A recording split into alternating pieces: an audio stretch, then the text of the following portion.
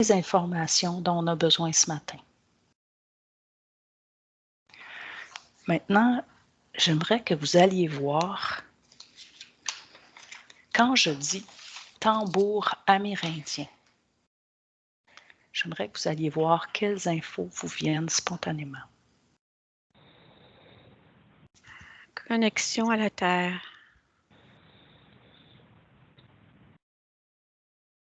Ça m'a montré des ondes, des formes d'ondes.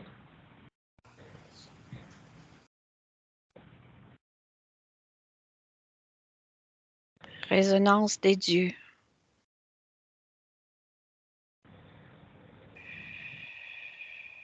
Connexion à la nature, à l'environnement.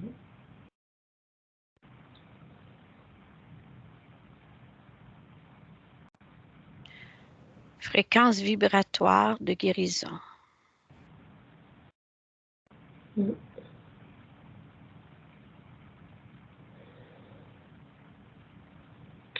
Reconnexion, oui. Reconnexion. Oui. Alors, si on prend ce mot reconnexion, on parle de quelle reconnexion ici? À une nouvelle forme de langage. Ça me parle de langage des animaux qui ont un lien avec Gaïa. Reconnexion à l'âme de Gaïa. Ça ressemble presque à la télépathie, en fait, mais vibratoire. C'est Venant du tambour? oui. La vibration du tambour étant la télépathie vibratoire? Oui, ça ressemble à ça. D'accord. C'est universel, en fait. Universel. Oui. Par rapport à la Terre ou par rapport à l'extérieur de la Terre? En fait, c'est comme si c'était multidimensionnel. C'est OK. Oui, c'est ce que j'entends, oui. En fait, c'est un langage qui est reconnu, quoi. Et bien entendu, oui, ça passe en vibration. Une vibration reconnue. Reconnue par qui?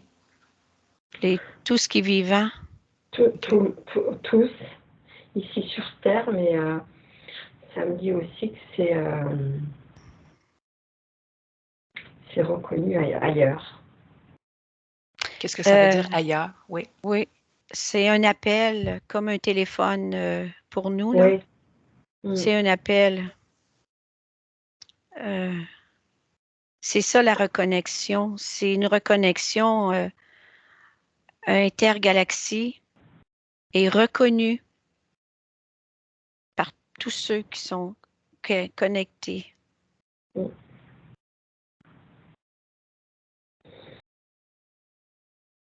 Tout le moment sacré autour de cette fabrication avec la peau de l'animal. Pouvez-vous aller justement à ce moment-là de la fabrication du tambour? On pourrait explorer ça. Vous me direz quand vous êtes là dans un atelier où des gens sont en train de faire un atelier de fabrication de tambour avec le 1, le 2. Ça m'a dit que c'était guérisseur du fait de la reconnexion, en fait. Et les vibrations sont guérisseuses. Les vibrations de la fabrication? Du tambour. Du tambour. Ouais. Et c'est fait dans un grand respect, avec beaucoup d'amour, de force, de détachement. D'amour. D'amour pour soi en premier. Et, il nous apprend, hein, ça nous apprend à nous, dans la fabrication d'un tambour, parce qu'il faut y mettre de la force pour tresser les nerfs, les cordes. En fait, c'est une offrande, en fait, d'offrir sa peau Oui. pour faire un tambour. Hmm. Il y a cette conscience-là aussi de l'animal qui est appelé pendant cette fabrication, justement, parce qu'il rejoint le tout. Est-ce que c'est important la façon dont celui qui crée l'atelier, où il va chercher ses peaux, ou est-ce que lui-même a un rituel ou quelque chose pour aller chercher la peau de l'animal? Comment ça se passe? Allez, mettez-vous en contact avec un chaman. Trouvez un chaman. Vous me direz quand vous serez en contact avec lui, qui va chercher ses peaux, là, qui pense à son atelier puis qui a besoin de peau. Comment ça se passe? Parfois, c'est lui qui est le chasseur, mais parfois, c'est d'autres. Sauf que... Quand il est choisi, il met avec sa main, il ressent la vibration. De l'animal? Oui, il ressent. C'est comme s'il avait un échange. Une connexion avec l'animal qui est faite avant. Oui. Parce qu'avant de partir vers l'animal, l'appel est déjà lancé dans l'univers. L'animal qui doit se sacrifier reçoit l'appel. Hmm. Il y a un rituel avant et après pour remercier l'animal.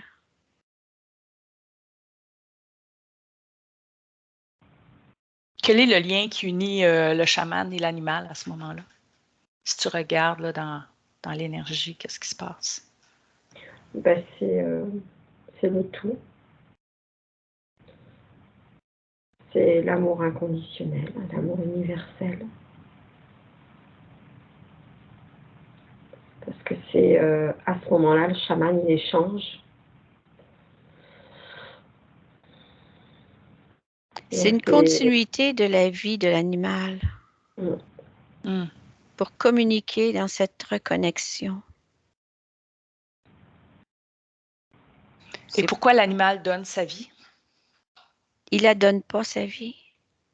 Elle continue dans l'éternité. C'est un privilège pour l'animal. Lui, dans une conscience animale où il va servir et continuer, sa vie continue. Il se met au service de cette œuvre qui est pour lui, qui le dépasse, qui est au-delà qui fait partie de cette continuité, en fait, de ce tout.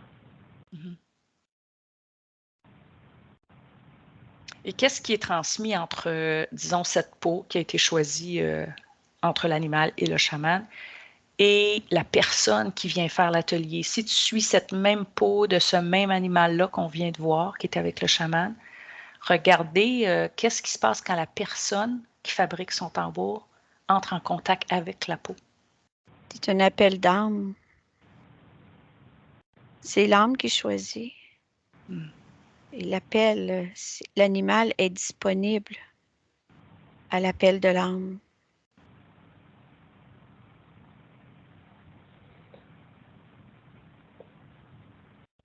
Est-ce qu'il y a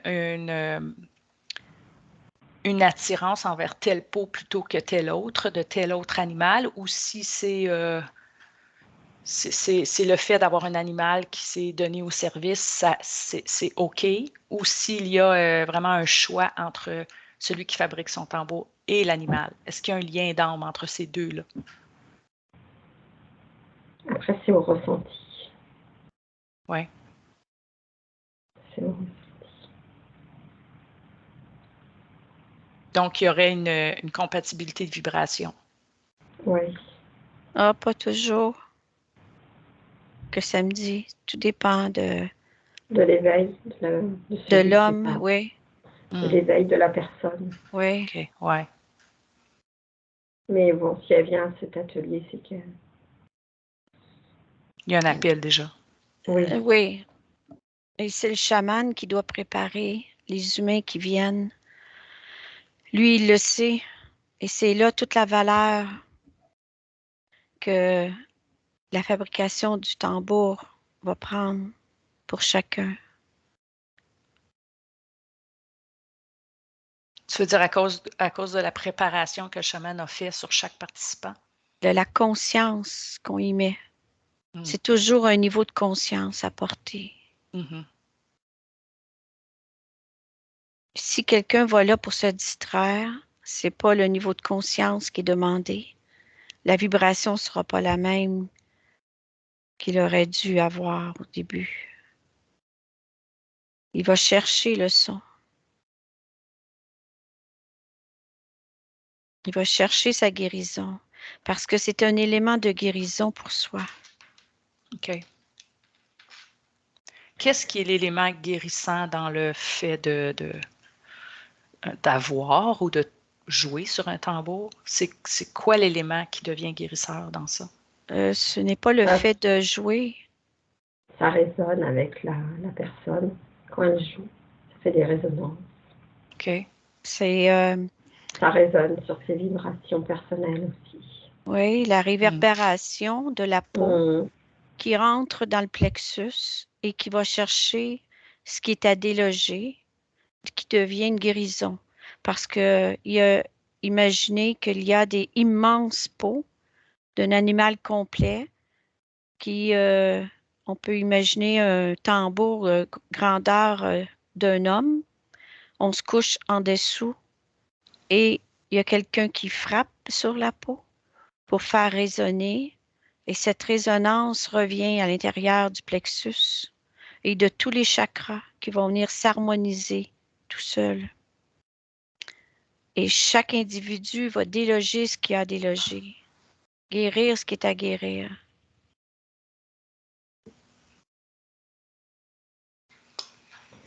Chacun, celui qui joue, il y met ses propres vibrations. Donc en fait, ça fait un mélange qui est quand même propre à chacun.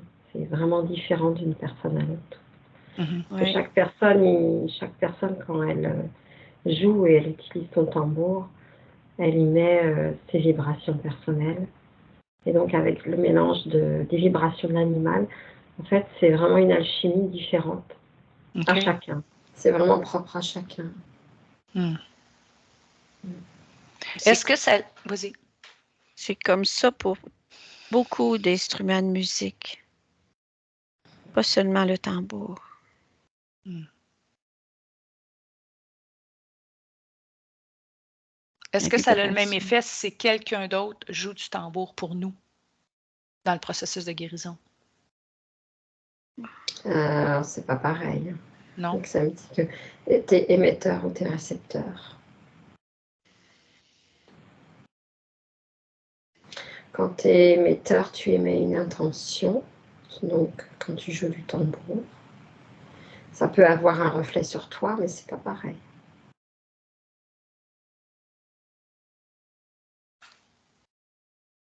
Mais est-ce que la vibration du tambour en soi, même si c'est fait, disons que c'est fait par, on va juste aller voir, prendre une personne qui est guérisseur, et puis qui a son tambour dans les mains et qui frappe son tambour.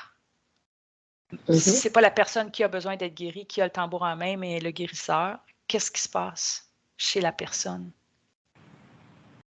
Est-ce que c'est seulement le son ou l'intention du guérisseur qui passe? C'est les deux. Oui. Parce que c'est un mélange, c'est comme un élixir. C'est OK. toujours à partir de l'intention que le son va être dans un réverbère pour la personne qui reçoit. Est-ce que l'état de la personne à être guérie a un effet dans la chimie du guérisseur qui a son intention, qui envoie par le son, le récepteur? Quel est le rôle du récepteur de la personne à être guérie? Il faut que le récepteur soit, qu'il soit, comment on va dire, ouvert. Parce que s'il se ferme, c'est pas pareil. Ça fait que d'effleurer. OK. important qu'ils reçoivent d'un instrument qui est vivant dans le moment présent, puis qui soit dans une grande ouverture.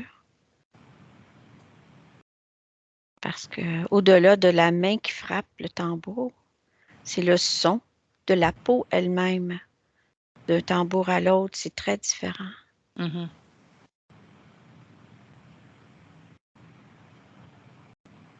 Et il y a les tambours de guerre qu'on nous dit aussi.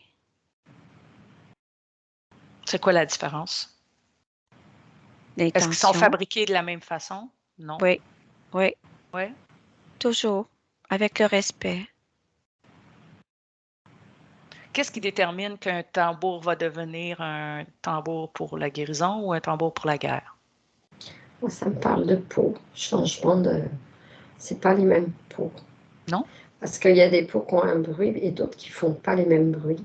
OK. Oui, Parce qu'en fonction des épaisseurs, ça monte Ouais. les épaisseurs, la qualité de la peau. OK. Mm. Disons qu'on se projette dans les Premières Nations, que ce soit en Sibérie, que ce soit ici en Amérique, avant que les Blancs arrivent, ils récupèrent la chose. Disons que des tambours ont été fabriqués. Comment est-ce qu'ils choisissent quel tambour va faire quoi? Est-ce que c'est décidé avant de fabriquer le tambour ou c'est décidé après? Moi, je vois que c'est décidé avant parce qu'il y a vraiment un choix dans la peau. OK. C'est qu'il y a des peaux qui doivent connaître, qui sont plus... que les résonances ne sont pas les mêmes, Donc, ils le savent avant de fabriquer le tambour. je pense. Mm. mais moi, je vois que ils savaient déjà et c'était devenu une habitude. Donc, si on prend une peau d'un petit animal ou plus petit, ils savaient que ce tambour pourrait servir pour les tambours de danse de guerre ou autre. Tandis que les tambours de guérison, c'était pas nécessairement accessible à tout le peuple, OK. mais aux sorciers de la tribu. Donc, un grand privilège d'avoir ce tambour pour le sorcier, parce que c'était une grande peau souvent qui était consacrée. Et ça vient de dire consacré.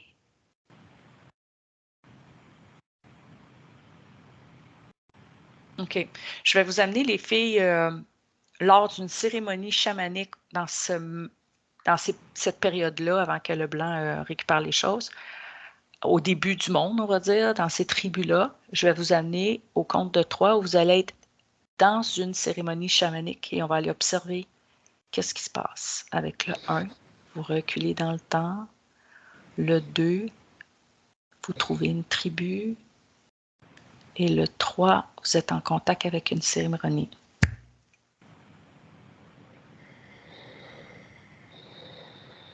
Qu'est-ce que vous voyez? Il y a moi, j'entends des chants. La voix, elle est très importante aussi. Le chant, le rythme. OK. C'est le chant, il résonne avec la vibration du tambour. OK. Et Et je puis, vois le sorcier.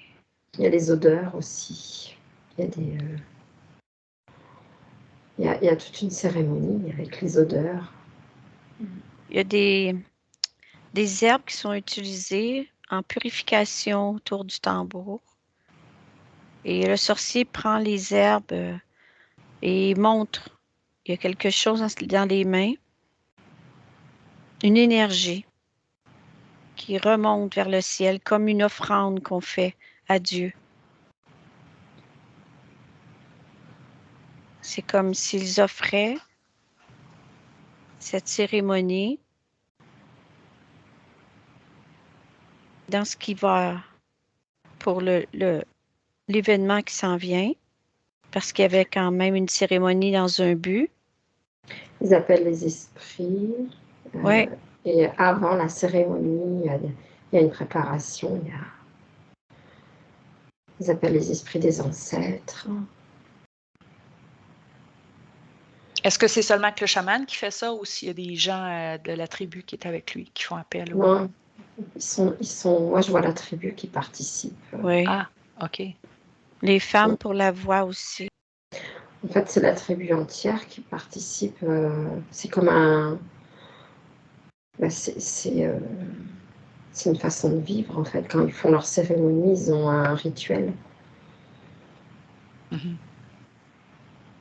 Oui, on parle du Wézak. Des rituels au Wézak. Mhm. Mais la cérémonie que, ben, vous n'êtes peut-être pas à la même cérémonie, mais disons, toi, Nicole, la cérémonie où tu es, c'était quoi l'intention de faire cette cérémonie-là? C'était d'appeler les ancêtres pour avoir protection. Protection. Oui, ouais, protection. Et toi, Protection du Joanna? clan. Mhm. Protection du clan, oui. Mhm. Moi, ça parle d'abondance de les cultures à venir. OK. C'est pour Donc, ça le Wézak. donc, chaque demande avait sa cérémonie où on faisait venir les ancêtres. Demande importante pour le peuple, OK. pour la survie. Après, les cérémonies étaient faites à des moments précis, en fonction de la lune et en fonction de l'heure de la journée. Moi, c'était plus le soir. OK. Et ils tenaient compte aussi de la position de la lune, des choses. C'était particulier, en fait. C'était loin d'être aléatoire. Ouais, c'était choisi. Il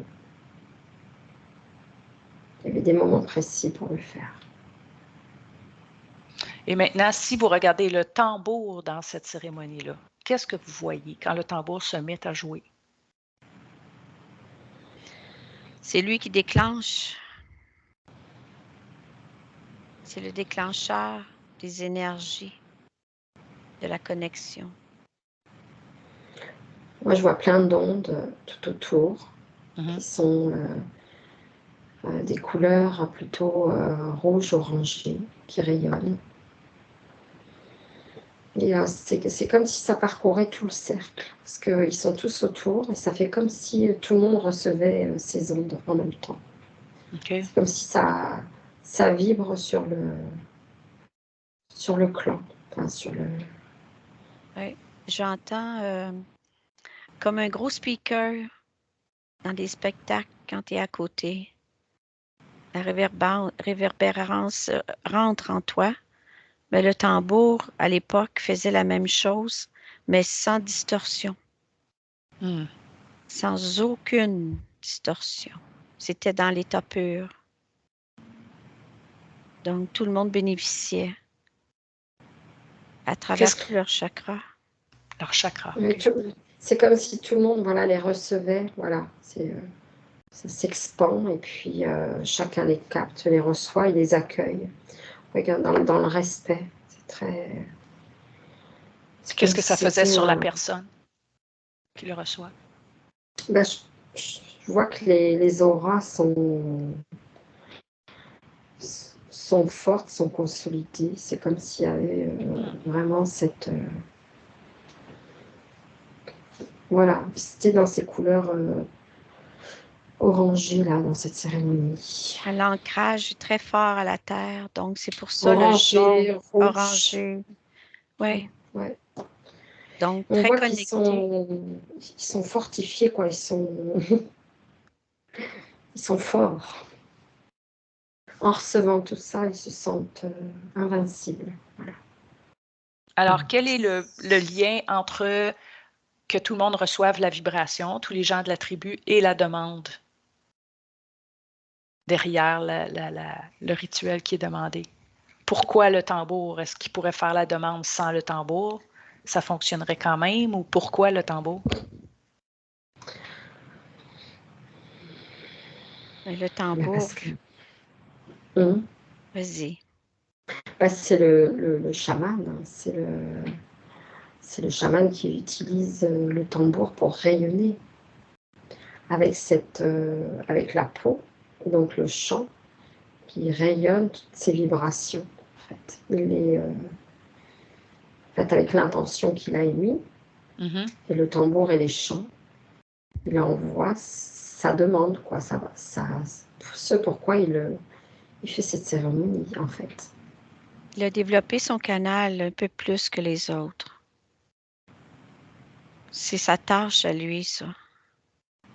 Donc, dans la demande qu'il fait, il envoie cette énergie à l'esprit à qui il fait appel. Donc, communication et reconnexion avec l'esprit. L'esprit du tout. Puis il a besoin de sa tribu pour ça, que sa tribu soit en vibration. C'est pas toujours un besoin, mais c'est la force que ça l'apporte à la demande qui est envoyée. C'est au nombre. En fait, il utilise tout. Il utilise le tambour, tout ce qui l'entoure dans cette situation où ils étaient. Ils utilisaient tout, quoi. La cosmologie, les animaux, le chant, les vibrations. Ils avaient compris que, en fait, toutes ces vibrations, elles étaient ensemble, faisaient une force. C'était plus impactant en utilisant tout ça ensemble, en fait. Les danses, ils me disent, les danses avec le tapage du pied donnaient un ancrage tellement puissant qu'il recevait au-delà de ce que le peuple d'aujourd'hui peut recevoir.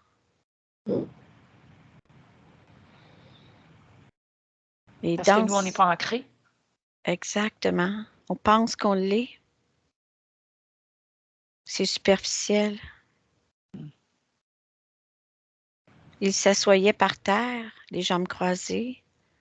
Il dansait en tapant du pied par terre. Ils utilisaient toutes les herbes de la terre, connectés tout le temps à la terre. Dormaient par terre.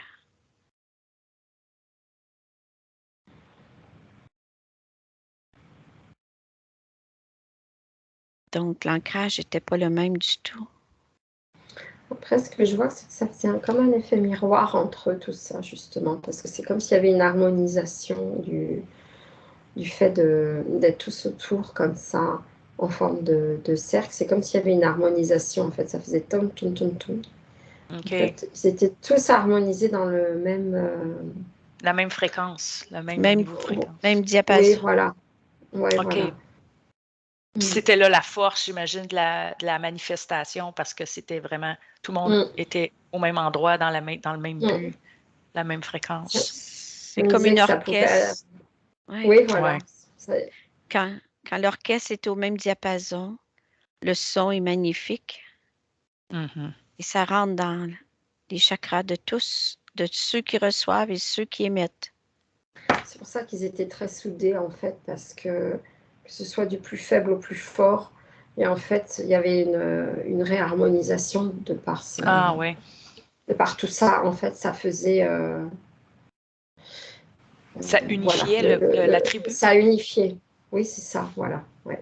C'était ce côté à tous les niveaux, voilà. Donc déjà, dans l'action de le faire, mais après, dans toute cette chimie, hein, on va dire, vibration, toute cette cérémonie, ça réharmonisait, voilà. Okay. Ça permettait de combler pour certains, et puis peut-être, voilà, que le plus fort, bien en fait, ça arrosait. Oui, c'est ça. OK, intéressant. On vient de m'expliquer pourquoi les terres devenaient des terres sacrées aussi. Oui. Parce que ça allait en profondeur de Gaïa. Dans le grand respect et l'amour que ces Indiens portaient à la terre, parce que c'était une terre nourricière pour eux. C'est une énergie qui était vraiment en profondeur, qui était ressentie. Ouais, par rapport à ce que Joanna disait, mais c'était ressenti par qui? Par Gaïa? Par les gens de la tribu? Par... Au-delà de la planète. OK, OK. Oui, Nicole. Mais après, il y avait les remerciements. Et là, j'ai l'impression qu'il y avait une action vers Gaïa, justement, à ce moment-là. OK. Oui, Gaïa le rendait vraiment quintuple. Mm. Mais quand ils faisaient leur demande, est-ce qu'ils faisaient la demande comme on entend qu'eux, il y avait le grand esprit ou le grand Manitou, ou s'ils faisaient la demande à Gaïa, ou ils faisaient la demande seulement qu'aux ancêtres, à qui ils s'adressaient? Eux, c'était les esprits. Mm. Les esprits du feu, les esprits de l'air, l'esprit de l'eau, l'esprit de la terre. Nous aussi, ils utilisaient beaucoup l'esprit le symbole d'un animal. Oui, Mhm. Je vois le je vois totem. l'aigle. OK, oui. L'aigle pour La vision. la vision, oui.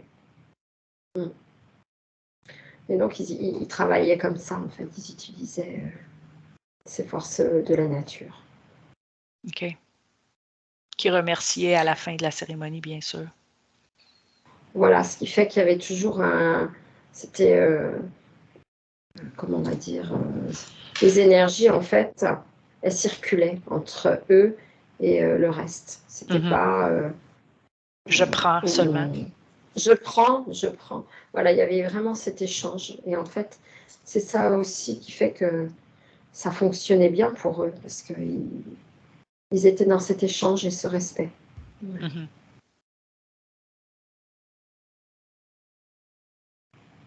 Oui, c'est ce que l'homme a perdu. Ouais. Oui, c'est ce qu'on a perdu, ouais, en se déconnectant. J'aimerais ça, maintenant que vous êtes là, d'explorer, vous êtes toujours avec la tribu, d'explorer, Ouais. on dit qu'avec le tambour amérindien, le chaman se mettait en transe.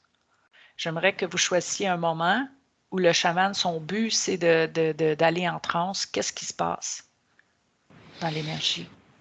En fait, ça me parle des ondes. C'est, je sais pas quel nom elles ont. Ce sont des ondes en fait qui, hop, le cerveau et ils sont plus qu'en hypnose, quoi. Ils sont dans un état second, en fait, de par les vibrations et de par le rythme.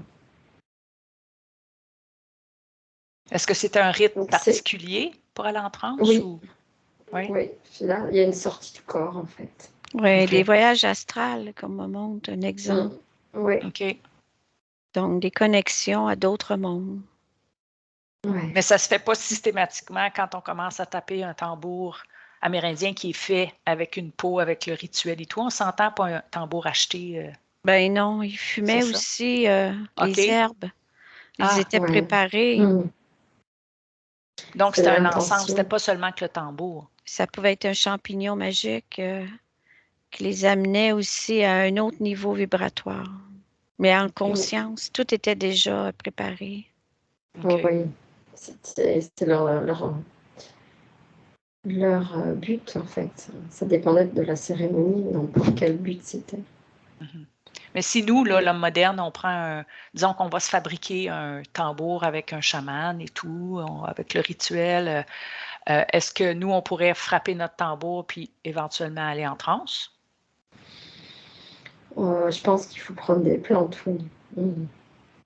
Faut Ça quoi? se fait pas comme Pardon? ça. Je pense Ah, que oui, il faut s'aider avec des plantes. Je pense que ah, c'est tout un apprentissage. Mm, OK. mm. Ils se mettaient dans des conditions particulières. Avant la cérémonie. Mm, ouais. En fait, c'était vraiment leur connaissance. Et, Ils en savaient beaucoup. et le chaman était soutenu par les tambours autour de lui. Lui, il frappait pas le tambour OK. pendant ses transes. Mm. Donc, il recevait l'appui nécessaire qui l'amenait en transe. Puis où allait le chaman à ce moment-là? Ben, dans les voyages astrales, aller chercher ces informations. Souvent, ils y allaient aussi pour quand il y avait des luttes entre clans. d'y aller pour voir, pour étudier soit comment on va dire, pour étudier la bataille, pour étudier le moment propice. En fait, il faisait beaucoup appel aux chamans aussi pour ça, pour aller OK. pour voir et vérifier des choses. Ouais.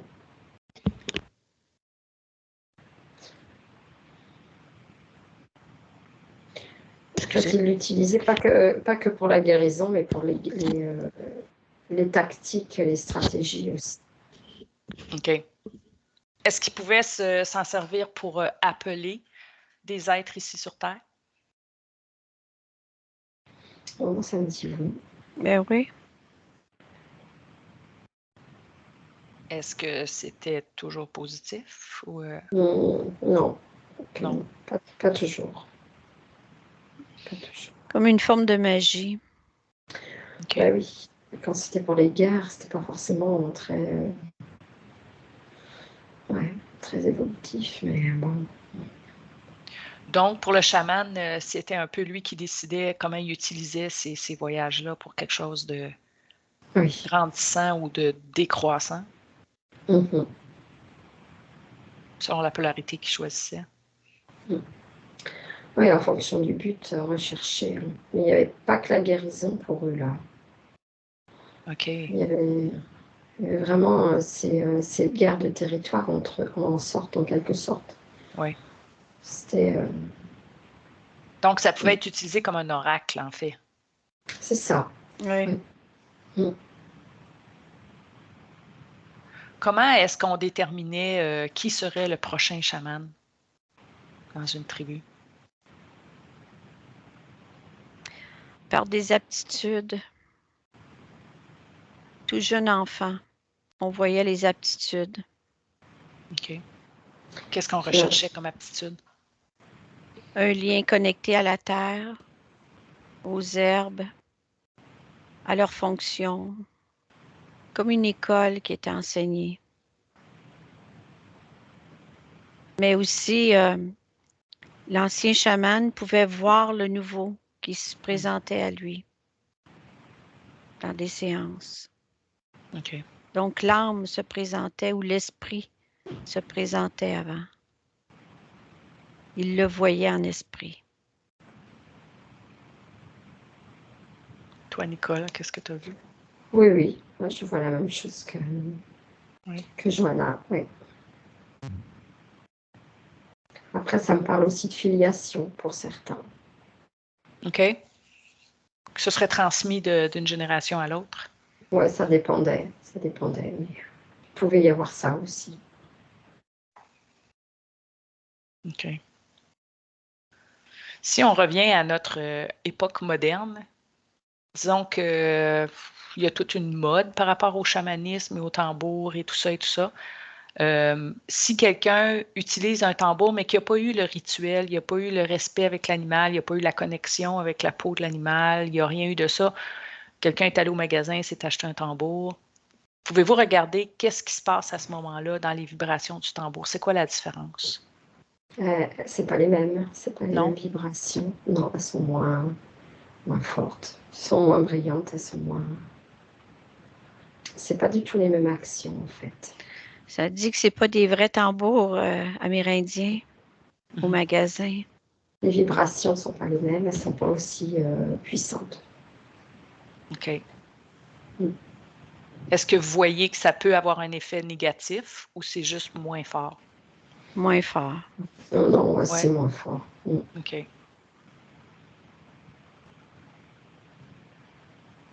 Qu'est-ce que nous, l'homme moderne, on aurait à récupérer ou à comprendre de cette utilisation-là des tambours? Aller voir un chaman, un vrai, Un vrai, oui. Revenir et ouais, apprendre. Mm. avec un vrai qui dure 2 jours dans un endroit de terre sacrée également. Tout est sacré. C'est super. Hein. C'est une chance de pouvoir le faire. C'est très Oui. bien. Ouais. Et de le Oui. faire avec des gens Ouais, c'est super.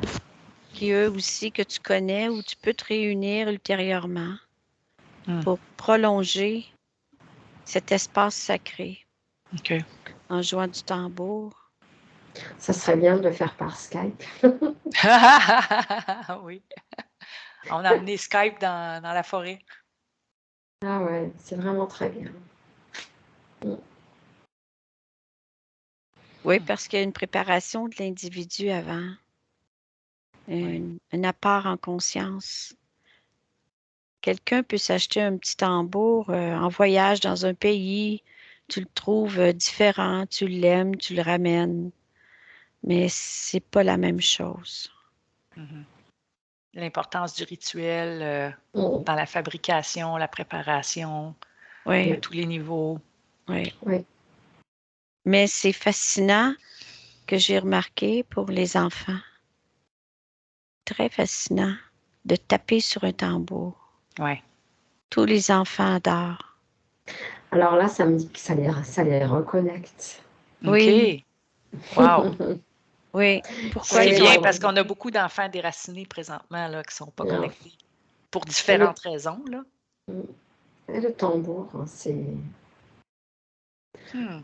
comme quoi. Ah, j'ai une belle vision, c'est beau. Ouais.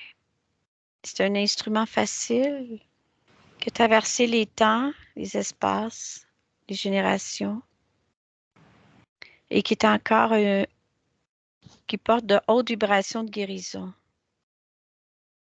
dans l'intention du cœur de celui qui le joue Ouais. naturellement, Mhm. mais qui peut passer chez des gens, même s'ils ne sont pas éveillés, tu comprends? Oui. Donc, c'est un outil facile pour ancrer les gens. Puis les faire vibrer. Oui, et plus, et plus. Est-ce que ça peut aider on a plein de petits-enfants Starseed, là, que déjà ils sont pas Oui, hyper incarnés, ils sont Oui, c'est tellement, sûr. je voulais oui, dire ça. volatiles, c'est pas ce que je veux dire, mais qui sont éthérés, on va dire, qui sont déjà sur une autre dimension. Est-ce que ça peut les aider? Ben oui, ça peut être utilisé pour le aujourd'hui aussi. Hmm. Puis les adultes aussi. Il y avait beaucoup moins de maladies, hein, C'est vrai. à l'époque. Ça aidait le corps à tous les niveaux. Ouais. Mais je pense qu'il y avait plus de situations pour exprimer les émotions. Il y avait plus d'occasions de les vider.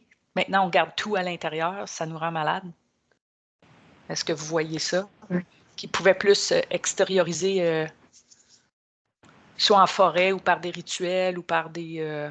il y avait comme des occasions où ils pouvaient vider le trop-plein. Ben, ça me dit que justement ces zones de tambour, là, quand elles allaient dans le clan, Ah elles avaient ouais. une action, elles avaient vraiment une action libératrice aussi, puisque ça décristallisait aussi dans Oui, tous c'est les cas vrai. À mesure. Ça se faisait tout ce toujours qui à était. mesure.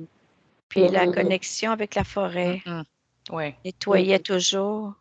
c'est vrai. En fait, ils avaient trouvé des solutions très naturelles pour se nettoyer au niveau émotionnel, en fait. Parce Oui. qu'ils se réharmonisaient, mais avant de se réharmoniser, bah, du coup, ça libérait les miasmes, on va dire. Oui, c'est ça. Mm. Mm.